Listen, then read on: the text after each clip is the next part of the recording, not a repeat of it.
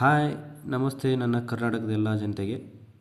ಇದು ನಂದು ಮೊದಲನೇ ವಿಡಿಯೋದಾಗಿದ್ದರಿಂದ ಏನು ಹೇಳೋಕ್ಕೆ ಬರ್ತಾಯಿದ್ದೀನಿ ಅಂದರೆ, ನಮ್ಮ ಗ್ರೇಟ್ ಕರ್ನಾಟಕ ಸೇಮ್ ಸಾರಿ ನಮ್ಮ ಗ್ರೇಟ್ ಕರ್ನಾಟಕ ಸೇಮ್ ಅಲ್ಲ, ಮುಸ್ಲಿಮರ ಸೇಮ್ ಆದಂಥ ಸಿದ್ದರಾಮಯ್ಯನವರು ಒಂದು ಹೇಳಿಕೆ ಕೊಟ್ಟಿದ್ದಾರೆ.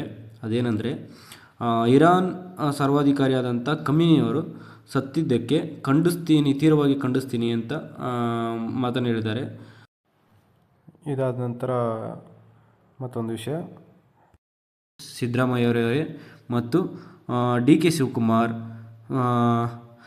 ಜಿ ಪರಮೇಶ್ವರ್, ಹಲವಾರು ಕಾಂಗ್ರೆಸ್ ಮುಖಂಡರು, ನೀವೇನು ಕರ್ನಾಟಕ ಸಿ ಎಮ್ ಇಲ್ವಾ, ಕರ್ನಾಟಕಕ್ಕೆ ಆಡಳಿತ ಮಾಡೋಕ್ಕೆ ಬಂದಿದ್ದೀರಾ ಅಥವಾ ನೀವು ಮುಸ್ಲಿಮ್ಸ್ಗೋಸ್ಕರನೇ ಆಡಳಿತಕ್ಕೆ ಬಂದಿದ್ದೀರಾ, ನಿಮ್ಮ ಮುಸ್ಲಿಮ್ಸ್ ಅಷ್ಟೇ ವೋಟ್ ಆಗಿರೋದಾ?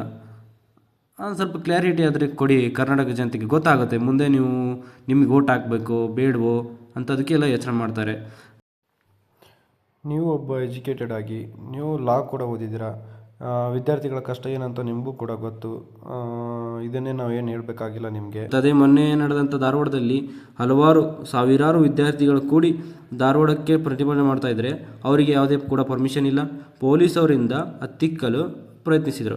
ಮತ್ತು ಅವರಿಗೋಸ್ಕರ ಯಾವುದೇ ಒಂದು ಸೌಲಭ್ಯ ಮತ್ತು ಅವ್ರಿಗೆ ಒಂದೊಂದು ನ್ಯಾಯ ಕೊಡಿಸೋಕ್ಕೂ ಆಗದೇ ಇರೋಂಥ ಸಿ ಎಮ್ ಸಿದ್ದರಾಮಯ್ಯನವರು ಇದಕ್ಕೆ ಹೇಗೆ ಉತ್ತರ ಕೊಡ್ತಿದ್ದಾರೆ? ಇದಕ್ಕೇನು ಮಾತಾಡ್ತಿದ್ದಾರೆ? ನೀವು ಕರ್ನಾಟಕ ಸಿ ಎಮ್ ಅಥವಾ ನೀವು ಮುಸ್ಲಿಮರ ಸಿ ಎಮ್ ಅಂತ ಅದನ್ನಾದರೂ ಹೇಳಿ.